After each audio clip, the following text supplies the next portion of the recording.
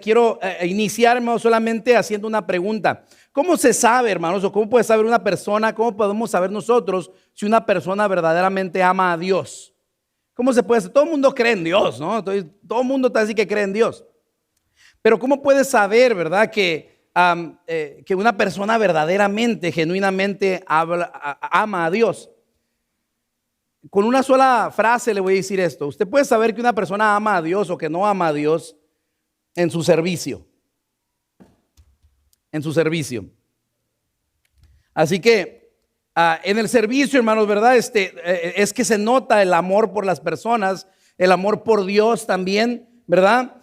Y no lo digo yo, en realidad nosotros lo aprendemos eso del libro de Apocalipsis. En el libro de Apocalipsis, el Señor Jesucristo hace un reclamo a la iglesia de Éfeso, ¿verdad? Ahí en Apocalipsis capítulo 2, versículos 4 al 5, no lo tiene que buscar, manténganse en Gálatas si gusta, ¿verdad? Pero en Apocalipsis capítulo 2, versículo 4, el Señor Jesucristo está hablando a la iglesia de Éfeso y le dice estas palabras que son muy conocidas para usted, pero note usted lo que dice ahí, dice, pero tengo contra ti. Entonces aquí el Señor Jesucristo tiene algo contra la iglesia de Éfeso. Le está haciendo un reproche, le está haciendo un reclamo a la iglesia y le dice, tengo algo contra ti, le dice Jesús a la iglesia. Y le dice, que has dejado tu primer amor.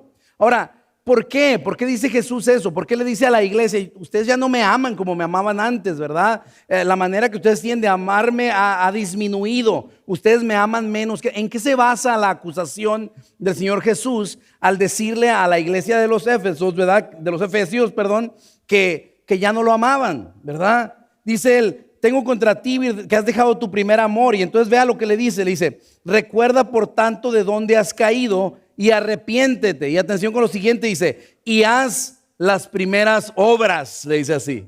¿En qué se está basando Jesús para decir que la iglesia ya no le ama? Porque le dice, ya no haces lo que hacías antes. Antes tú me servías, ya no me sirves. ¿Sabes qué? Yo determino esto, tú no me amas igual.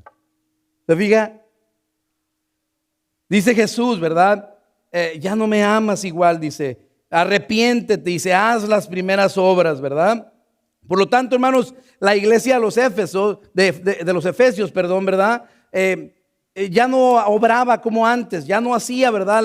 El trabajo, el servicio que realizaba antes, ¿verdad? Y Jesús estuviese de acuerdo en decir, fíjate, lo que se ve no se pregunta, ¿verdad? Y dice, basado en el hecho de que ustedes ya no me sirven como me servían antes, dice él, ¿verdad? Yo puedo determinar que ustedes ya no me aman. Y hermanos, déjenme decir una cosa, esto para mí es una de las declaraciones más tristes del Señor Jesús, porque el que está hablando aquí, el que está haciendo este reproche a la iglesia es el Señor Jesús resucitado. O sea, Él ya dejó la gloria, ¿sí? Para cuando Él dice estas palabras, Él dejó el cielo, ¿sí? Dejó su gloria, Él dejó, ¿verdad, hermanos? Su comodidad en el cielo, ¿sí? Vivió, ¿verdad? Se hizo como uno de nosotros, ¿verdad? Y usted conoce cómo terminó su vida, ¿verdad? Tortura tremenda, una crucifixión, lo mataron y después resucitó. Y ese Cristo que ha pasado todo eso, que hizo ese servicio, el servicio más grande a toda la humanidad, que fue el dar la vida por nosotros, Él le reclama a sus hijos y les dice a los de la iglesia, todo lo que yo hice por ustedes y ustedes ya no hacen lo que hacían antes, ya no me sirven como antes. Por eso, hermanos, si yo le puedo dar, ¿verdad?, un consejo en esta última oportunidad que tengo frente a ustedes es esto. No seas esa persona. No seas esa persona, ¿verdad?, por la cual el Señor Jesucristo ha muerto y ha hecho el servicio más grande, que es darte la vida eterna, y que tú no le respondas con servicio. Rinde servicio al Señor. Sirve. Ahora puede que yo diga algo, ¿verdad?, que incomode a algunos. No es la parte que les digo, ¿verdad? Pero no es mi intención incomodarles ni hacerles sentir, ¿verdad? Ponerle el dedo en la llaga, ¿verdad? Pero si a alguien, ¿verdad?, le queda el saco, hermanos, pues qué bueno. Pónganselo y acomódenselo bien, porque ¿sabe qué, hermano? No está bien que aquellos que ya fueron salvados por Dios no les sirvan, hermano. No está bien. En el libro de Cristo, ¿verdad? En la percepción de Cristo, el que no sirve, hermanos, no ama. El que no sirve, no ama. Por eso le digo el día de hoy que el servicio evidencia nuestro amor o nuestra falta de amor. ¿Cómo sabes que ama a alguien a Dios? Porque el que ama a Dios le sirve. ¿Cómo sabes que alguien ama a su prójimo? Porque el que ama a su prójimo le sirve. Lo digo otra vez. Nuestro servicio es evidencia de nuestro amor o nuestra falta de amor. En 1 Juan capítulo 4 versículos 20 al 21, el apóstol Juan, que es conocido como el apóstol del amor, ¿verdad? Este es el hombre que les dije yo, ¿verdad? Que se atrevió a definir a Dios diciendo: Dios es amor, dijo él, ¿verdad? Qué tremenda declaración teológica, ¿verdad? De Juan. Y este hombre, ¿verdad? Que es un experto, ¿verdad? Podemos decirlo en lo que es el amor, ¿verdad? Verdadero. Dice estas palabras, dice: si alguno dice yo amo a Dios y aborrece a su hermano, es mentiroso. Pues el que no ama a su hermano a quien ha visto, ¿cómo puede amar a Dios a quien no ha visto? Y luego dice él: nosotros tenemos este mandamiento de él: el que ama a Dios, ame también a su hermano, dice así.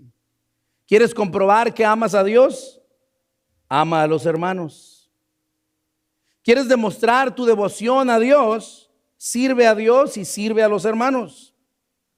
¿Quieres guardar los mandamientos y tener vida eterna? Ama a Dios y a la gente a través de tu servicio. Pero pastor, es que yo no sé qué hacer. Déjame decirte, es cuestión de simplemente abrir poquito los ojos. Y solamente se requiere poquito de interés, hermano. Y pronto mirarás las necesidades que hay para servir. Hay tanta oportunidad, hermano, para amar a Dios y a los demás, a los hermanos, a través del servicio, hermanos. O sea que el que no sirve es porque no le nace la verdad. El apóstol Pablo escribe la carta a los Gálatas, ¿verdad? Un tanto enojado, porque estos hermanos, siendo ya libres, ¿verdad? Hechos libres por el evangelio de Cristo Jesús, ellos se andaban otra vez metiendo, ¿verdad? O haciéndose ellos mismos prisioneros de las leyes de antes. Y el apóstol Pablo les habla en cierta manera enojado, ¿verdad? Y les dice estas palabras. Vea usted Gálatas 5:13, ahí vamos a pasar nuestro tiempo hoy. Gálatas capítulo 5 versículo 13, y dice esta palabra, lo leemos juntos, ¿le parece? Vamos a leerlo bien fuerte todos juntos. Dice así la palabra del Señor a las 3, 1, 2, 3, dice: porque vosotros, hermanos, a libertad fuisteis llamados, solamente que no uséis la libertad como ocasión para la carne, sino servíos por amor los unos a los otros, dice la palabra del Señor. Hermanos, por lo que leemos aquí, hermano, por lo que leímos en estos instantes, ¿verdad? Por lo que dice Gálatas capítulo 5, versículo 3, déjeme hacer una pregunta. ¿De quién es la responsabilidad de servir, hermano? De los hermanos. Vea cómo dice Gálatas 5:13, vea el texto. Dice: porque vosotros, hermanos, dice así. ¿Se fija? En aquel entonces, ¿verdad?, no existían emojis, ¿verdad? Pero yo le aseguro, ¿verdad?, que si hubieran existido emojis, el apóstol Pablo le hubiera puesto un dedito apuntando así. Vosotros, hermanos. Vosotros, hermanos. De nosotros es la responsabilidad, hermano, ¿verdad?, de servir. ¿Por qué? ¿Por qué debemos de servir, hermano? ¿Sabe por qué debemos de servir, hermanos? Porque somos libres. Dígalo usted conmigo, ¿somos libres? Somos libres, hermano, gracias a Dios por eso. Cristo, hermano, nos ha hecho libres. Dice el versículo 13 de Gálatas 5, dice: porque vosotros, hermanos, a libertad fuisteis llamados, dice así. Ahora, hermano, la pregunta aquí obligada es, bueno, si Cristo nos ha librado, ¿de qué nos ha liberado? ¿De qué nos ha hecho libres Cristo Jesús, hermano? Hermanos, la lista, aquí nos amanecemos, ¿verdad?, diciendo de todo lo que Cristo nos ha liberado. Pero, por ejemplo, hermanos, Él nos ha liberado de la condenación. Dice Romanos 8:1, no hay pues condenación para los que están en Cristo Jesús. No hay condenación, nos ha liberado de la condenación. Nos ha librado el Señor Jesús de la vergüenza, dice. Aquel que crea, dice, no será avergonzado, dice así. Nos ha librado, hermanos, de la ira de Dios. Nos ha librado, hermanos, el Señor Jesucristo del temor de la muerte. ¿Qué fue lo que dijo el apóstol Pablo? Dijo, ¿a dónde está, oh muerte, tu aguijón? Dice así, ¿verdad? Como retando a la muerte. Nos ha librado el Señor Jesucristo, hermanos, del reino de las tinieblas, hermanos. Vea lo que dice Colosenses 1:13, hermanos. Dice, el cual, o sea, Cristo Jesús, el cual nos ha librado de la potestad de las tinieblas y trasladado al reino de su amado Hijo. ¿Se fija? Hermanos, el Señor Jesucristo nos ha salvado de la ley. Nos ha salvado, hermanos, de la culpabilidad del pecado. Nos ha salvado del pecado mismo, hermanos, ¿verdad? ¿Cuántos dan gracias por todo de lo que nos ha librado el Señor, hermanos? Oh, hermanos, somos libres. Somos libres en Cristo Jesús. ¿Sabe de qué más nos liberó el Señor, hermanos? Nos liberó de nosotros mismos, hermanos. Nos libró de nosotros mismos. Quiero decirle a veces, y usted lo sabe, a veces, hermanos, nosotros somos nuestro peor enemigo. ¿No es cierto? A veces nosotros somos nuestro peor enemigo. Nuestra carne, hermanos, es nuestro peor enemigo.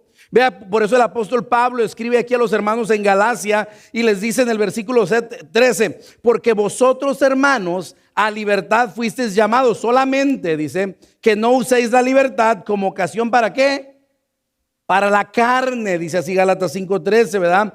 Ustedes han sido hechos libres, dice, pero no uséis su libertad, dice, como ocasión para la carne. Hermanos, cuidado con la carne, hermano, la carne. Hágase así, ¿verdad? Para que se despierta. Hágase así, ¿verdad? La carne, pero a ver, pues que se oiga, ¿verdad? La carne, hermanos, cuidado con la carne. ¿Verdad? Hágale al de al lado así también. No, es cierto, no.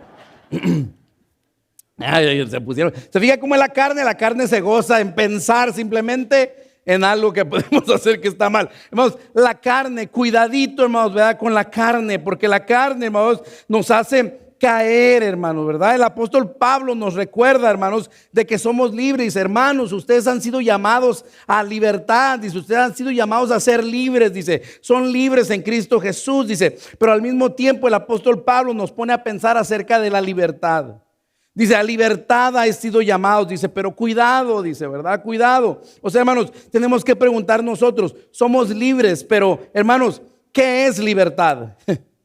¿Qué es libertad en sí, hermanos? ¿Cómo es la libertad que nosotros gozamos en Cristo Jesús? Esa libertad a la que hemos sido llamados, ¿es la misma libertad con la que vive todo el mundo, hermanos? ¿O es una libertad diferente, hermanos? ¿Cómo es esa libertad? Cuando dice el apóstol Pablo que hemos sido llamados a libertad, ¿a qué tipo de libertad nos ha llamado el Señor, hermanos? Yo la voy a dejar ahí ya porque se me sigue cayendo, hermanos. Ahí la vamos a dejar, hermanos, ¿verdad? Muy bien. A libertad, pero ¿qué tipo de libertad, hermanos, verdad? Y hablando de la libertad, hermanos, ¿verdad? El Señor Jesucristo habla de la libertad y nos dice en Juan 8:36 las siguientes palabras. Véala ahí en la pantalla, dice, así que si el Hijo os libertare, léalo conmigo, seréis verdaderamente libres. Palabra clave ahí, verdaderamente. Qué interesante lo que dijo Jesús, dijo, así que si el Hijo os libertare, si Cristo los libertare, dice, seréis verdaderamente libres.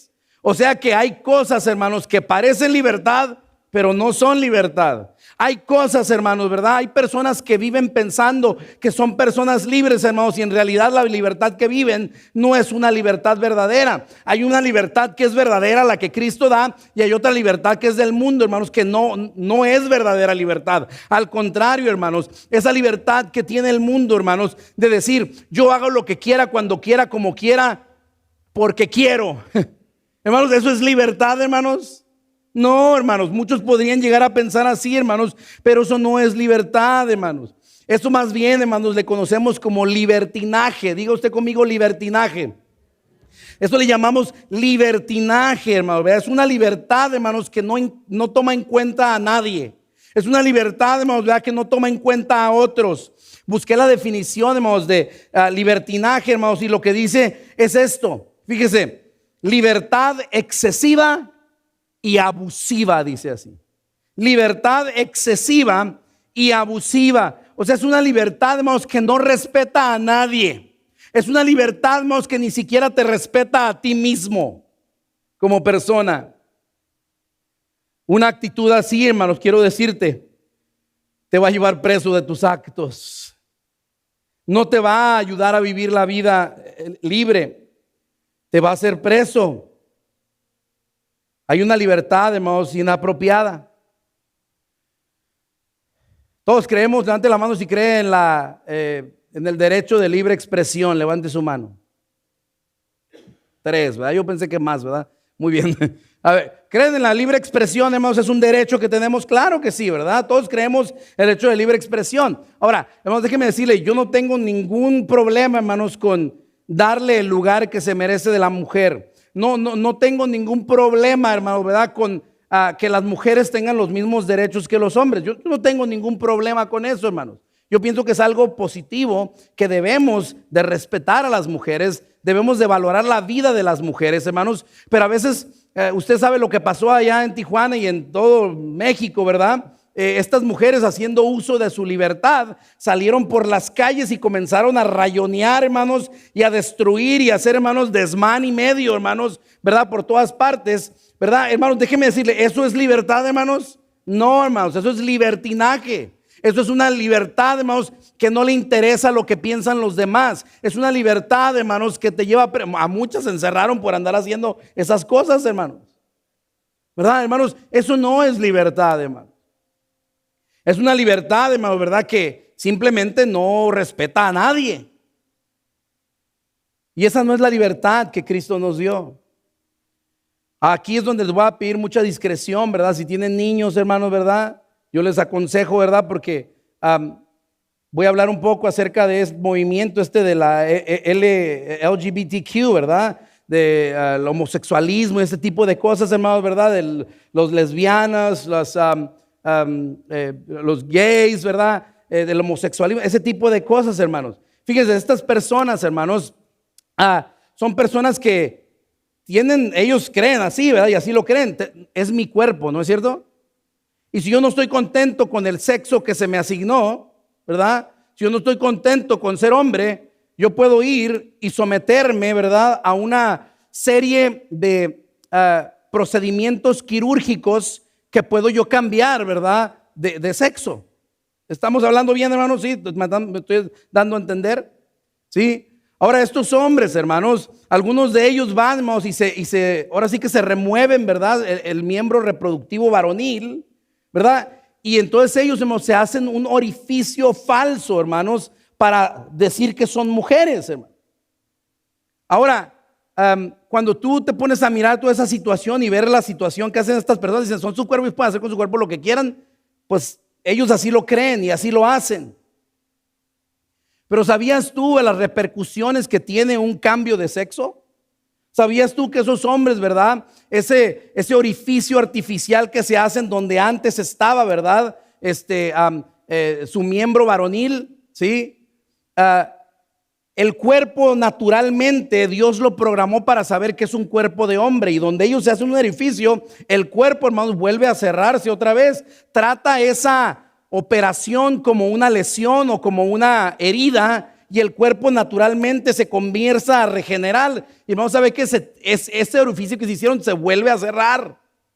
Y sabe que tienen que hacer ellos, volver a ir otra vez, hermanos, y someterse una vez más, ¿verdad? A la vaginoplastía, le llaman así, ¿verdad? Las personas que operan la parte femenina, ¿verdad? Y entonces, hermanos, tienen que volver a reabrir es como los huequitos aquí que se hacen en los aretes, ¿verdad? Aquellos que se ponen aretes, ¿verdad? Si tú los dejas abandonados por un rato, ¿qué pasa? Se vuelve a cerrar, porque esa es la función, ¿verdad? Del cuerpo, se regenera, hermanos. Y estos hombres tienen que estar yendo una y otra vez, y ese va a ser el raite para toda su vida, hermanos.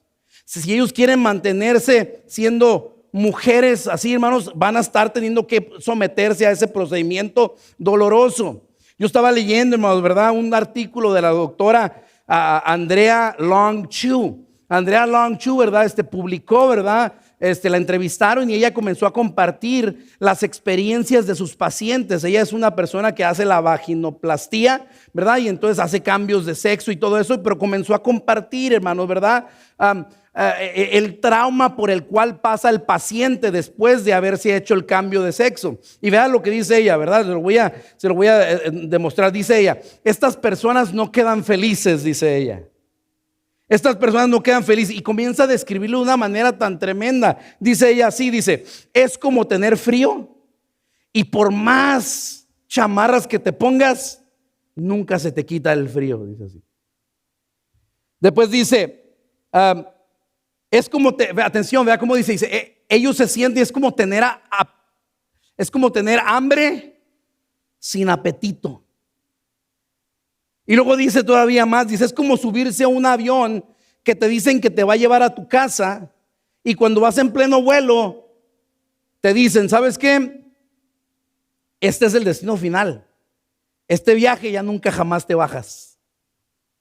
Nunca vas a llegar a casa. Esta es tu nueva casa. Dice, el que se somete a un cambio de sexo así, dice, esos son sus sentimientos que experimentan, dice la doctora Long Chu. Ahora yo le pregunto, hermanos, ¿ellos por qué lo hacen? Porque es su cuerpo y porque puedo. Y con que yo lo autorice es lo único que necesito, dicen ellos. Y van y se someten a ese tipo de cosas, hermanos. Ahora, dígame usted, ¿eso le suena a usted a libertad, hermanos? El apóstol Pablo nos advierte a nosotros, hermanos, como cristianos, acerca de nuestra libertad, que es una libertad bien diferente. Dice, no uséis la libertad, dice así. Vea el versículo, capítulo 5, versículo 13 de nuestro pasaje. Vea cómo dice Gálatas 5:13, hermanos. Véalo ya en su Biblia y sígame con su vista. Dice así, porque vosotros, hermanos, a libertad fuisteis llamados, solamente que no uséis la libertad, dice así. Y esa palabra, hermanos, de usar la libertad es una palabra bien interesante, porque nosotros podemos, hermanos, hacer nomás uso de la libertad, usar a la libertad. A nadie le gusta sentirse usado, ¿verdad? Qué feo cuando tú dices, ¿sabes qué? Nomás me estaba usando, ¿verdad? Ya me di cuenta de ¿verdad? Nomás me está usando, ¿verdad? A nadie le gusta sentirse así, hermanos. Pues el apóstol Pablo lo aplica a la libertad, y la Biblia nos dice, ustedes han sido llamados a la libertad, dice, pero no uséis la libertad, dice así. No la usen, dice, para su propio beneficio, dice el apóstol Pablo. No uséis, dice, la libertad que ustedes tienen, dice, para sus propios deseos carnales, dice, para hacer lo que a ustedes se les antoje, dice así. No abusen de que Cristo les liberó para satisfacer su carne, dice así él. Por eso en 1 Corintios 10:23 encontramos este versículo. Vea, dice, todo me es lícito, pero no todo conviene, dice así. Todo me es lícito, pero no todo edifica. Déjame decirte una cosa, mucha gente tiene una percepción equivocada del cristianismo. Piensa que el cristianismo es, no puedes bailar, no puedes tomar, no puedes hacer esto, no puedes hacer lo otro, no puedes, y eso es cristianismo, hermanos. El cristianismo no es una esclavitud, hermanos. ¿Puede el cristiano bailar? Pues que baile. ¿Puede el hermano, dígame usted, hay hermanos que toman? Ya confesaron por allá. No, sí hay hermanos, ¿verdad? que toman, ¿verdad? Hay hermanos que bailan. Claro, o sea, se fija usted ahora, porque podemos hacer todo eso, ¿lo vamos a hacer? Ahí tenemos que aplicar cierta discreción, se fija, porque nuestra libertad no es una libertad carnal que dice yo hago lo que quiero cuando quiero, y al que no le guste pues que se aguante. No, nuestra libertad, hermanos, toma en cuenta a los demás. Nuestra libertad toma en cuenta a los demás. Esta semana me tocó mirar, hermanos, cuando iba al trabajo, me tocó mirar un accidente de moto. ¿Ha mirado usted cómo atropellan a estas personas de moto? Ay, hermano, qué tremendo, ¿verdad? Pero tú dices, a veces dice, pobre señor, ¿verdad? A veces, hermanos, ay. Las motos tienen una capacidad, hermanos, de ir a una velocidad, hermanos, vertiginosa. O sea, usted los ha visto. Bueno, por lo menos los oye, ¡fum! Pasan así, ¡fum! Te pasan por la ventana y dices, wow, tú dices, hasta te asustan a veces, porque además van con todo, hermanos. Ahora, hermanos, nosotros tenemos moto. Tenemos moto. Solamente porque, hermanos, se va a ir bien recio, lo vamos a manejar así como es, hermanos. Yo a veces me he puesto a pensar, dije, bueno, en vez de poner señalamientos de velocidad, ¿por qué no nomás ponen que los carros se hagan hasta ahí, que no den más? Si se fija usted, ¿hasta cuánto llega su motor, su velocidad, su carro, hasta dónde llega? Ahora, ¿usted lo lleva hasta allá? ¿Puede usted llevarlo hasta esa velocidad? Claro que le puede subir hasta 200 millas por hora, no sé cuántas vayan los carros, ¿verdad? Pero hermanos, fíjense, los que andan en moto, cada día esta es su problemática. Ir a la velocidad que debo o ir a la velocidad que puedo. Y déjeme decirle, las motos, hermanos, van bien recio. Y a veces no en moto, también a veces en carro manejamos muy fuerte, hermano. Dice el apóstol Pablo, todo me es lícito. O sea, no va a venir Dios a detener a los que van muy rápido en la moto, no, los va a dejar que le den. ¿Sí? Dios, hermano, no está aquí, ¿verdad? Cuando tú estás a punto de agarrar tu cerveza para tomarla, no viene Dios y te la tumba de la mano. No, hermanos, todo me es lícito, hermano, mas no todo conviene, hermano. ¿Puede el cristiano pecar? Definitivamente. Pero no todo conviene o no todo nos edifica, hermanos. La libertad del cristiano, hermanos, la que nos da Cristo, la libertad en Cristo, hermanos, es una libertad, hermanos, balanceada. ¿Somos libres, hermanos? Sí, hermanos, somos libres. ¿Podemos hacer lo que se nos antoje? No, hermano, no debemos. Podemos, pero no debemos. Entonces, hermanos, ¿para qué hemos sido liberados? Y aunque no lo creas, es el último punto. ¿Para qué hemos sido liberados? Para servir a otros, hermano. Hemos sido liberados para servir a otros. Vea su versículo una vez más, Gálatas 5:13, dice: porque vosotros, hermanos, a libertad fuisteis llamados, solamente que no uséis la libertad como ocasión para la carne, sino servíos por amor los unos a los otros. Hermanos, déjame decirte algo acerca de la carne. La carne tiene una característica muy marcada: se sirve a sí misma, le valen todos los demás. La carne no se despacha con la cuchara grande, ¿sí? Esa es su característica. Ahora, hermanos, en la iglesia, hermanos, puede haber hermanos, hay hermanos en la iglesia, hermanos. Ustedes no, pero otros que no vinieron, ¿verdad? Hay otros hermanos, ¿verdad? Que solo vienen, hermanos, a satisfacerse ellos mismos. ¿Sabía usted eso? Hay hermanos que llegan a la iglesia y solamente llegan a satisfacerse ellos mismos. ¿Sabes cómo los puedes detectar? Porque los hermanos que vienen solamente a satisfacerse ellos mismos, a ver qué recibo, a ver qué me dan, a ver si me gusta. Esas personas por lo general son personas que critican mucho y critican todo. Se van a la casa con un espíritu de no me gustó esto. Aquello que hicieron no me gustó. Necesitan más de esto. Les faltó esto. Estaría mejor si critican, hermanos, pero no sirven. Critican, hermanos, pero no ayudan. Critican, hermanos, pero no se involucran. ¿Por qué son así, hermano? Sus ojos están sobre su misma carne. Solamente les importa a ellos y creen que la iglesia se trata de hacerlos felices a ellos. Y bienvenido a la realidad, no es así. La iglesia no se trata solamente de ti. Se trata de ti, sí, pero no solamente de ti. Se trata de ti y también de los demás. Hay personas que vienen y se sientan a ser servidos, hermanos. Solo buscan su satisfacción. Pero ¿qué aportan? ¿Cómo están sirviendo, hermanos? Vea lo que dice Filipenses 2:3, un versículo bien interesante que entendí. Dice, porque Dios es el que en vosotros produce, dice, así el querer como el hacer, por su buena voluntad. ¿Se fija? Lo voy a leer de nuevo, piénselo bien mientras lo leo. Dice, porque Dios es el que en vosotros produce el querer como el hacer, por su buena voluntad. Dice que la evidencia de que Dios está en nosotros es de que en nosotros hay un deseo de servir y hay un servicio que se lleva a cabo. ¿Se fija? ¿Y qué tal si no producen nada de servicio, hermano? Pues ¿será que no tienen al Señor dentro?